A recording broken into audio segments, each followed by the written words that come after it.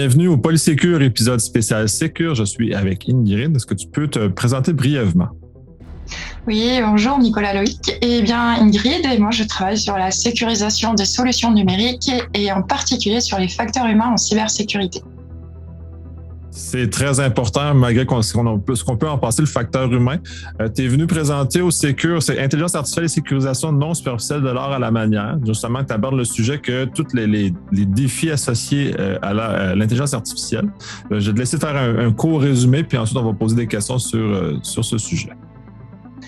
Donc de l'art, parce que il y a une diversification et on va dire que l'intelligence artificielle est un domaine sur lequel le progrès est significatif et même si encore il y a beaucoup de choses à faire par rapport au fantasme du transhumanisme ou de tout ce qui pourrait être le prédictif, en particulier en santé, puisque c'est mon domaine de prédilection, la santé. Pour moi, j'y crois. Pour moi, il y a un véritable intérêt à faire une coopération humain-machine et que cette technologie doit rester quand même au service de l'humain. D'où l'intérêt de sécuriser cette technologie et donc d'aborder la manière, une fois qu'on a abordé l'art de la technologie. Et la manière, en fait, on a parlé ensemble de la sécurisation de la technologie, de la sécurisation des usages et forcément la sécurisation juridique. Parce qu'à un moment donné, on ne peut pas mettre en danger les personnes qui vont utiliser cette technologie. Et puis, voilà, j'avais un peu conclu en disant que science sans conscience n'est que ruine de l'âme et que si on voulait pouvoir pérenniser un business, il fallait pouvoir montrer comment on avait travaillé proprement et que la réglementation était là pour montrer que justement on était propre et qu'on travaillait bien et que ça devenait un élément de de sortir du lot pour créer la confiance pour les utilisateurs, de pouvoir en fait, comment concrètement dire qu'on avait travaillé proprement et dans l'intérêt de l'utilisateur. Ouais, d'ailleurs, un des grands défis, c'est de pouvoir expliquer comment fonctionne l'intelligence artificielle, surtout dans le domaine de la santé, parce qu'il faut qu'on comprenne comment la décision se prend et justement d'éviter que le professionnel, le médecin, fasse une confiance aveugle à l'intelligence artificielle. Puis on a vu à quel point des gens, c'est tout à fait, je trouve ça farfelu, mais qui écoutent leur GPS au point où ils vont tomber dans un ravin ou des choses comme ça. Tu avais fait l'analogie du Saint-Laurent, justement, avec Sécure. Oui, et puis en même temps, aujourd'hui, en santé, tous les médecins connaissent le consentement éclairé du patient avant de valider toute une thérapeutique pour le patient. Et donc, le consentement éclairé, ils savent à quel point c'est contraignant. Mais à un moment donné, maintenant, avec la technologie qui devient une aide à la décision, on va parler de la décision éclairée du médecin. Mais en même temps, si la technologie, elle n'est pas claire pour le médecin, comment lui-même peut avoir une décision éclairée qui va en fait entraîner l'information du patient, qui va devoir après lui prendre un consentement éclairé avec tout ce flou?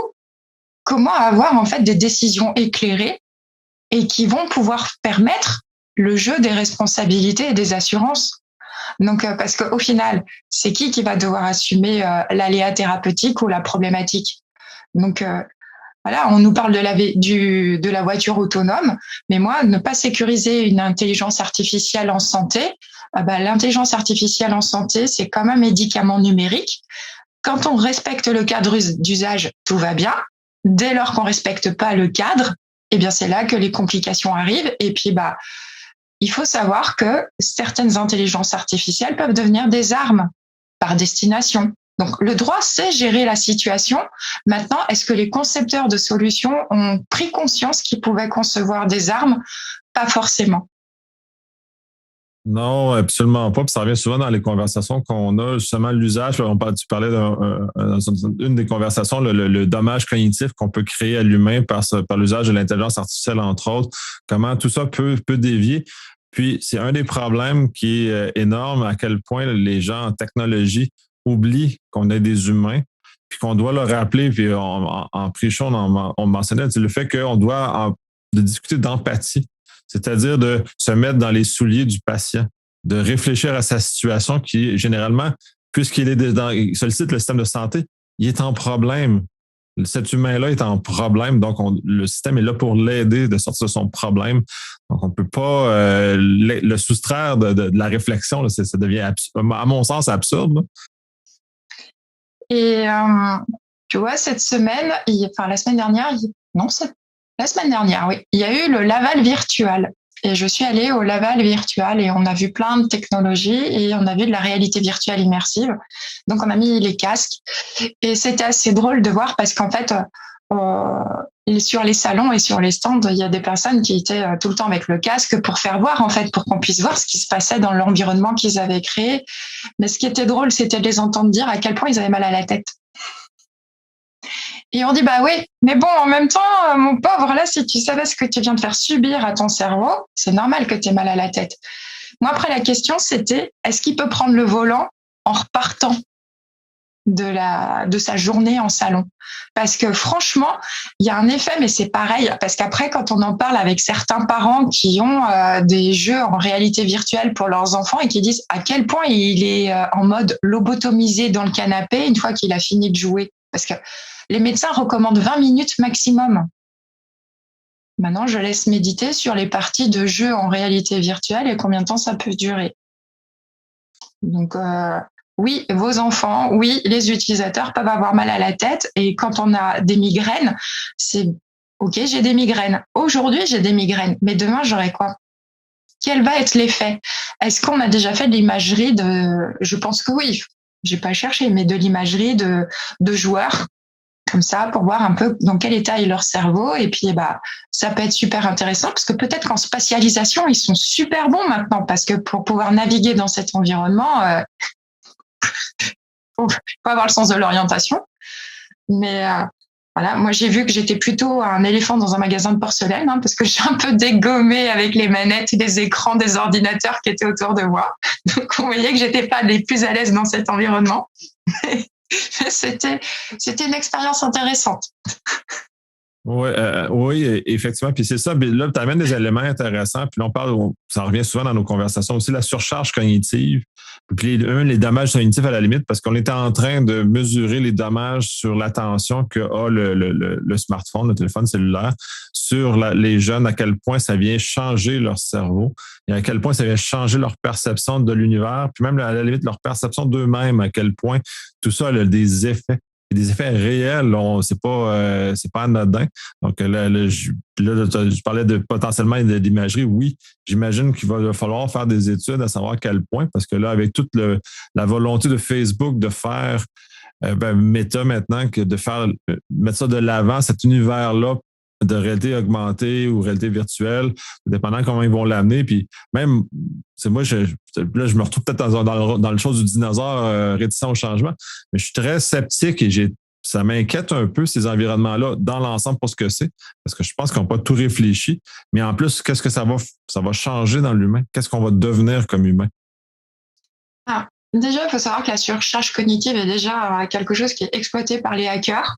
Donc, autant dire que l'univers dans lequel on nous projette peut être aussi un univers qui peut être tronqué et qui peut avoir été où des choses ont été développées pour venir nous nuire.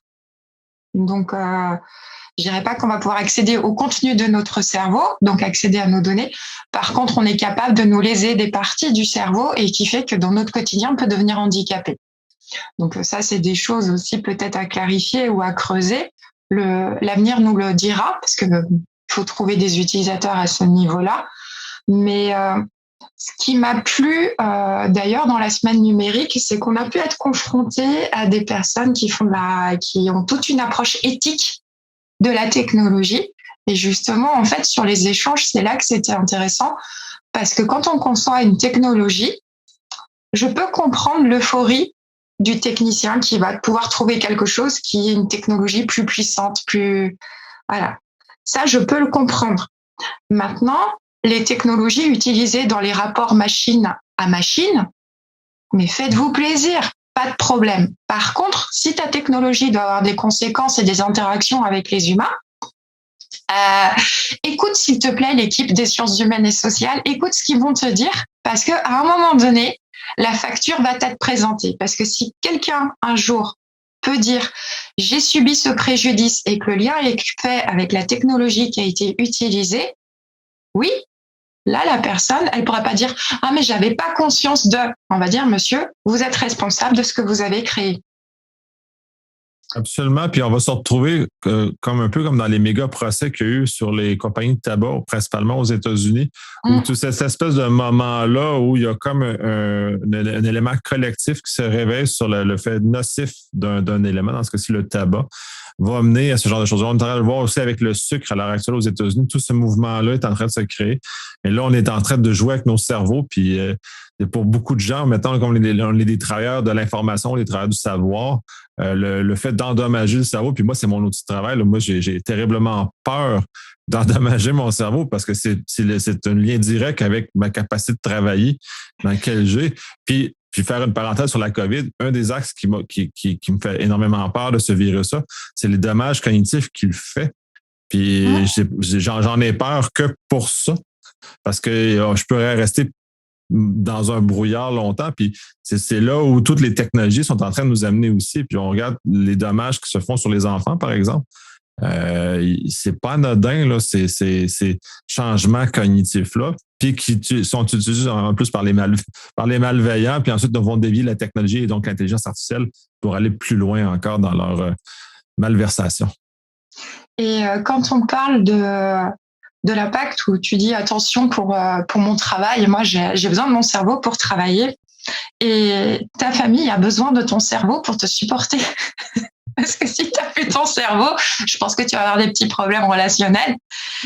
Et ça, malheureusement, tous ceux qui ont dans leur famille quelqu'un qui a subi un accident ou qui a une maladie qui impacte les capacités cognitives, je peux vous assurer que c'est super lourd pour l'environnement et pour l'entourage de la personne. Donc non seulement, en fait, quelqu'un qui prend pas conscience, en fait, c'est ça aussi où j'ai aimé les échanges qu'on a eus pendant l'événement sur le numérique responsable, en quelque sorte. Et c'est de comment je vois les choses. D'ailleurs, il y avait plein de questions. Est-ce qu'il y a des référentiels? Est-ce qu'il existe des guides? Il y a le bon sens, déjà, le bon sens en action, le bon sens paysan. C'est vrai que bon sens et technologie, c'est pas trop, finalement, c'est plutôt tout ce qui est lié à la terre. Donc, les artisans, les agriculteurs, voilà, le bon sens. Le bon père de famille. Donc, à un moment donné, c'est qu'on en fait juste. Malheureusement, pour répondre à ces problématiques, on fait appel à l'intelligence humaine. Gardez vos cerveaux, s'il vous plaît. Mais voilà, et ça montre bien aussi quand on me dit intelligence artificielle, parce que ça aussi, on m'avait posé la question, intelligence artificielle ou intelligence augmentée. Pour moi, intelligence augmentée, oui, plus qu'intelligence artificielle, parce que ça veut dire que la technologie sera venue à mon service pour que je devienne meilleure, plus efficace. Et c'est pour ça que je dis que la technologie peut être belle, et c'est bien pour ça que je dis que les gens de la tech doivent être accompagnés avec les personnes des sciences humaines et sociales, et que les personnes des sciences humaines et sociales doivent être formées à la tech pour pouvoir accompagner au mieux les personnes de la tech, parce que au-delà de parler de la technologie, on est en train de vivre une transformation de notre société. Donc, à un moment donné, je vous l'ai dit et je le redis, quelle société voulons-nous?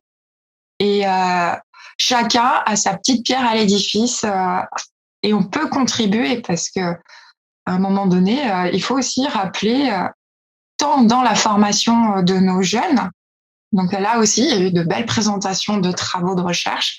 Donc dans les travaux de nos jeunes, dans leur formation, il y a des choses à faire. On a parlé des médias et du rôle des médias. Mais alors, les médias ont vraiment un gros rôle à jouer, parce que pareil, ils participent à l'éducation de l'ensemble. Donc, pour améliorer les pratiques, parce que le concepteur, lui, il a ses investisseurs, il a son quotidien, il a ses factures à payer. Des fois, oui, ça peut être tentant de dire, bon, allez, c'est à la one again, mais ça passe. Sur un malentendu, ça passe. Ouais, sur un malentendu, ça passe jusqu'au jour où ça passe plus. Et là, la facture, elle fait très, très, très, très mal. Et là, il y avait plein d'avocats qui pourraient lui expliquer que la facture fait très, très, très, très. Ouais, c'est ça, mais c'est un univers. Puis en plus, tu faisais référence, là, c'est amusant parce que là, justement, tu faisais référence aux questions, justement, que c'est des gens en technologie qui se trouvent être un peu égarés quand il n'y a pas de normes écrites, ce qui est un peu en soi étonnant. C'est qu'on vit dans un monde de règles en technologie, mais on a de la misère à regarder et à vivre le monde des règles juridiques. qui sont essentiellement la même chose, qui sont des encadrements différents, mais qui sont quand même essentiellement, au bout du compte, la même chose. Oui, bon, après, les règles juridiques, là aussi, il y a du fantasme et il y a de la réalité, parce que des fois, on nous fait des lois et qui nous laissent espérer qu'il va se passer quelque chose, mais en même temps, on a des lois c'est des vraies boîtes noires. Il y a un flou artistique et à la fin, on ne sait pas ce qu'ils ont voulu. Donc, quand on ne comprend pas la lettre de la loi, on va chercher l'esprit de la loi et heureusement, il y a des travaux préparatoires qui sont faits. Ce que je trouve très intéressant en ce moment, c'est parce que je sais que vous surveillez de très près ce que prépare la Commission européenne sur les intelligences artificielles, parce que vous avez vu ce qui s'est passé avec le RGPD. Ce qui est intéressant, c'est que la réglementation européenne, avant d'être mise, ça y est, c'est la version finale, c'est ce qui va rentrer en vigueur. Il y a une consultation générale sur le site de la Commission européenne où ils mettent le texte à disposition tel qu'il est à l'état des travaux de tous les groupes qui ont travaillé sur le sujet et de toutes les auditions qu'ils ont faites. Et ils disent aux acteurs et à toute personne, en fait, puisque c'est accessible à tous, si vous voulez apporter votre contribution, partager vos remarques, vous pouvez le faire. Donc, en fait, il y a un côté aussi co-construction. Maintenant, j'avoue, il faut savoir que c'est possible de pouvoir réagir et donner son point de vue. Et sachant qu'il n'y a pas besoin d'être avocat, il n'y a pas besoin d'être professeur de droit d'université. On peut être un utilisateur, on peut être un retraité, parce qu'il ne faut pas croire que les personnes âgées ne s'intéressent pas aux questions de la technologie. Bien au contraire. Il ne faut pas croire que les jeunes sont habiles et maîtrisent la technologie parce qu'ils sont jeunes. Non, ils maîtrisent le clic. C'est pas pareil. Donc voilà, et moi je me rends compte aussi qu'on utilise beaucoup en fait le numérique sans comprendre comment il marche et que déjà si on savait comment il fonctionne, il y a beaucoup de vulnérabilités qui seraient estompées et qui n'existeraient plus. Et c'est pour ça qu'on a parlé beaucoup de la transparence, l'éducation, d'où le rôle des médias aussi. Et que j'avais salué le fait que ce soit un journaliste qui anime parce que justement ça évitera qu'après il fasse de la désinformation parce qu'on voit le mal que fait la désinformation parce que ça influence clairement les comportements. Donc à un moment donné eux aussi, ils peuvent être, suivant ce qu'ils communiquent. Moi, j'ai trop vu de stratégies de la peur en cybersécurité qui ont fait que les personnes s'en sont désintéressées et que ça a juste amplifié les menaces parce que finalement, les gens ne prenaient plus les mesures de précaution parce que dès qu'ils voyaient cybersécurité, ils disaient c'est trop complexe, c'est pas pour moi. Alors qu'en fait, c'est très simple les premiers pas dans la cybersécurité et c'est vraiment accessible à tous. Et pour moi, tous ceux qui ont communiqué sur la stratégie de la peur et sur le fantasme du hacker qui nous surveille et qui va nous tomber dessus 15 000 fois par jour, pour moi, ils ont fait plus de dégâts qu'autre chose. Je suis très d'accord avec ça, puisque dans mon travail quotidien, je dois justement accompagner des gestionnaires. Puis la stratégie de la peur, est à proscrire. Puis en général, je fais exactement comme tu mentionnes, je vulgarise qu'est-ce que la cyber. Puis en général, en très peu de temps, ils comprennent que c'est pas si compliqué que ça. Puis généralement, c'est très accessible. Ça devient au final, ça devient le gros bon sens tout le temps. On revient toujours à ces éléments-là. Est-ce que ça fait humainement du sens ce qui est mentionné là? Si la réponse est non, faut soit c'est mal expliqué, ou soit il faut vraiment se poser des questions sur l'intention de cet élément de cybersécurité, mais c'est jamais au final très compliqué. En plus, c'est des vieux concepts. Moi, je retire beaucoup ma réflexion des vieux philosophes grecs, entre autres, parce qu'on va chercher dans la connaissance de ces temps-là qui étaient très axés sur l'humain, entre autres, puis on retranspose ça maintenant, puis c'est fou, là. Mais c'est jamais plus compliqué que ça. Non, et puis en même temps, c'est un côté rassurant pour les personnes. Moi, je fais souvent de l'analogie avec la conduite, avec la voiture, parce que beaucoup de personnes conduisent, donc ça leur permet de pouvoir s'approprier assez vite le concept. Mais c'est pareil. Quand on parle d'hygiène, c'est un truc. Si les Français prennent des douches, voilà, faut arrêter les clichés. Quand on commence à parler d'hygiène informatique, tout de suite, c'est un mot qui fait peur. Par contre, ce que j'avais aimé, c'était la campagne de sensibilisation en cybersécurité, parce qu'il y a aussi un côté, parce que quand on joue sur les facteurs humains, on sait aussi en jouer pour amener des changements de comportement et pour retenir des concepts. On sait que on retient plus facilement les conneries que les cours d'1 heure fastidieux qui vont vous démontrer par A plus B en vous faisant toute la reprise de la littérature que c'est comme ça qu'il faut faire. Bon, la connerie est vite retenue. Et en hygiène informatique, si vous dites « Est-ce que tu connais des règles d'hygiène informatique ?» Les gens, hygiène, eux, ils vont penser Covid-19, lavage des mains, machin. En ce moment, on se fait un peu parasiter. On s'est fait hacker le cerveau par le Covid-19. Et là, en fait, quand vous commencez à dire, il y avait eu des affiches, mais moi, j'avais été scotchée de ce qu'ils avaient osé faire. C'était un mot de passe, c'est comme un slip, ça se change. C'est vrai que sinon, on fait crasse-pouillou, t'as pas. Voilà. Il y avait aussi dans le secteur santé, le mot de passe c'est comme ta brosse à dents, ta clé USB c'est comme ta brosse à dents, tu la prêtes pas enfin voilà, avec beaucoup d'humour. Mais en fait, les gens, mais ils savent me répéter ces slogans. Maintenant, je leur dis pouvez-vous me donner des principes d'hygiène informatique si je pose le truc bien traditionnel, ils vont me dire je sais pas, tout de suite ils vont se sentir mal à l'aise, ils vont se sentir contrôlés, ils vont voir que est-ce que je cherche la faute, est-ce qu'ils vont être sanctionnés s'ils répondent mal, tout de suite cybersécurité, sanction. Parce que il y a eu tellement une communication de la peur qu'ils se reconnaissent même plus le droit de pouvoir, quand on pose une question, c'est-à-dire qu'on n'est même pas en train de leur dire qu'est-ce que tu as fait. Je lui pose une question. Donc, il a rien fait de mal. Et ils osent même pas répondre à la question. Donc, on n'a même pas le droit de formuler une erreur pour apprendre. Et pourtant, on apprend de ses erreurs. Donc, l'échec est quand même une base de la construction vers la réussite. Donc, si on peut pas aborder et casser les tabous des erreurs et des échecs en cybersécurité, il y aura pas de progrès possible. Donc, là aussi, à un moment donné, il faut dédramatiser la chose. Et c'est pour ça que l'ambiance du Secure d'ailleurs était complètement sur cet objectif-là, c'est-à-dire que il y a une prise de conscience. C'était un événement qui était responsable, c'est-à-dire qu'on se rend compte des enjeux, on se rend compte des responsabilités, mais il y a de l'humour, on dédramatise parce que de toute façon c'est pas dans le stress qu'on construira. Hein. Aucunement, effectivement, c'est l'humour, ça marche tout le temps, ou les analogies à la vie, à la vraie vie, parce que ça aide les gens à comprendre les nouveaux concepts. Là. C'est comme un permis de conduire. On est évalué sur un certain nombre de maîtrises de concepts de l'automobile, mais on n'a pas la maîtrise du fonctionnement du moteur. Mais minimalement, on sait comment le volant, les freins, la ceinture, ces éléments-là sont de l'usage de cette technologie-là, parce que l'auto, c'est une technologie. Puis on doit revenir à cette compréhension-là pour les intelligences artificielles, pour les différents éléments aussi. Là. C'est là aussi, peut-être on devrait avoir besoin d'un permis pour l'usage de l'intelligence artificielle. Oui, alors, nous, en France, on nous fait passer la mécanique de la voiture dans le code de la route. Hein. On a des questions. Et puis, moi, je suis d'une région où on nous faisait changer la roue parce que nous, il faut passer pneu neige, pneu été. Il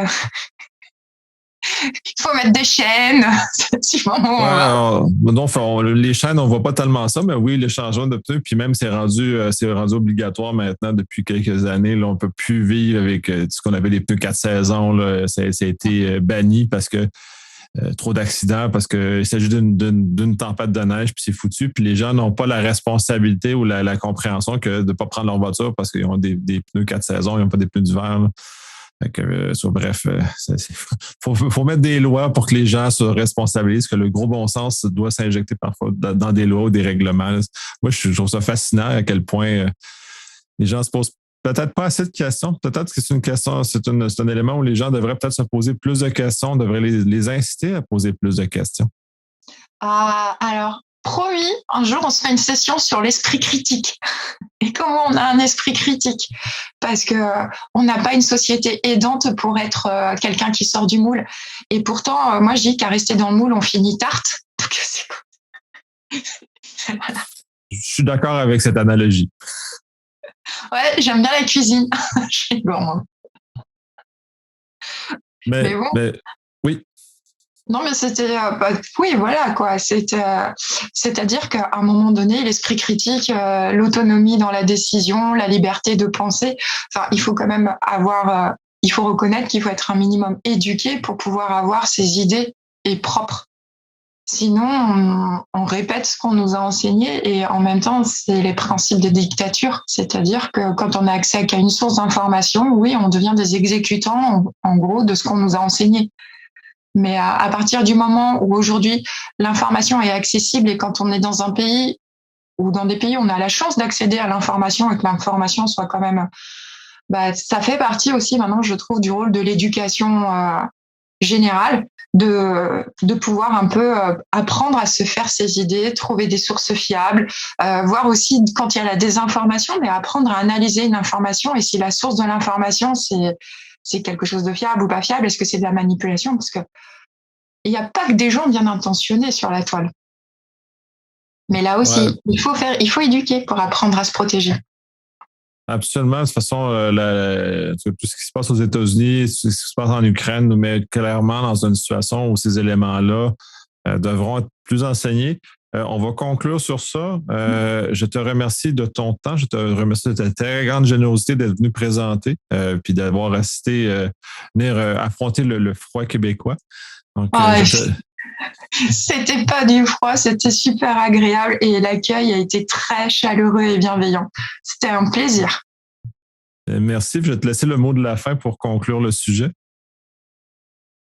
Eh bien, que la meilleure technologie du monde sans sécurisation sera en fait une technologie pas du tout utilisée et que dès lors qu'on peut prouver sa bonne foi de concepteur, je pense qu'on sauvera le business model de son entreprise. Merci.